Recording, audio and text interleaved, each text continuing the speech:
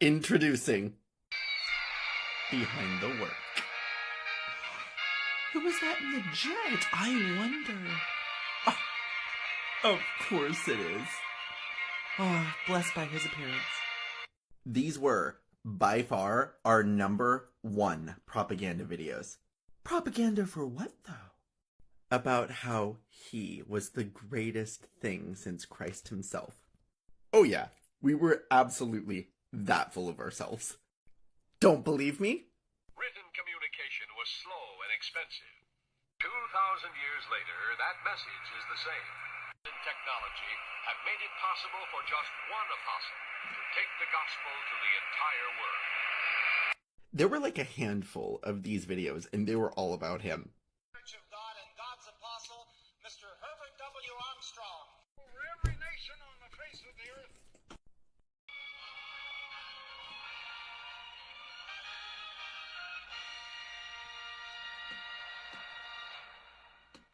Talk about a propaganda overload. I somehow managed to make it through the first episode. But it's the shortest one. But to quote my sources, you can find the videos through them. Living Church of God, United Church of God, Restored Church of God. Oh, eternal! The list of offshoots is eternal. Now I can present my backhanded comments. Is that a cross? Are they literally just throwing the tape? Such as these to preach the gospel quickly and efficiently around the world. It is one of the most important booklets that we have ever produced. Really? And I would like to give it to you. To me? There's no follow-up or request for money. Thank you for calling. May I help you? Yes. Yes. Program this morning? No. I hope I can come back to see you I don't. again.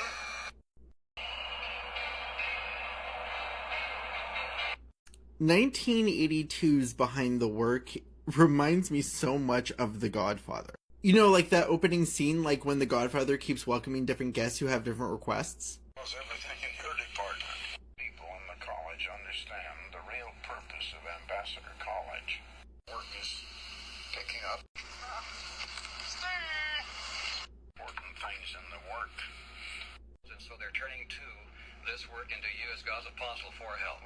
And television. God works through his apostle to reach this world with the good news of the world tomorrow.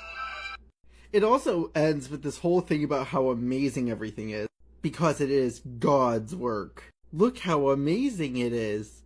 God really has his hand in this. We're going worldwide. So amazing. Funny. Where did it go?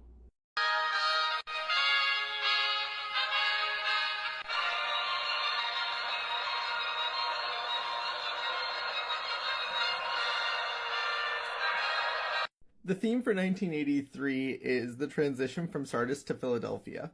That's a historical reference to how the church developed.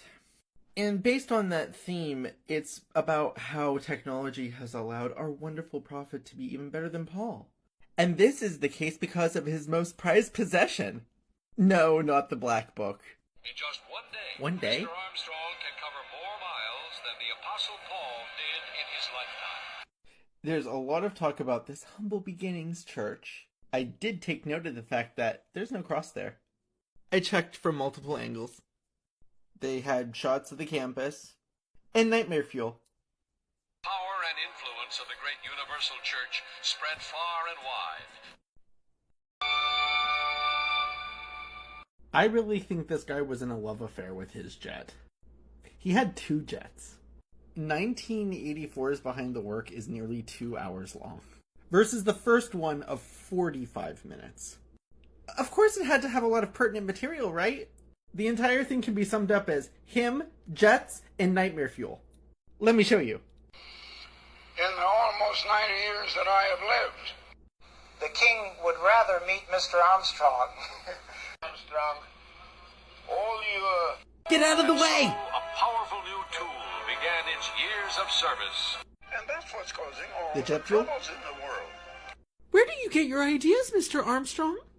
From self-interest, Oh, okay. from the spirit of competition. Makes sense. Sunscreen! Against this backdrop of mayhem and destruction, John saw once again. It is today.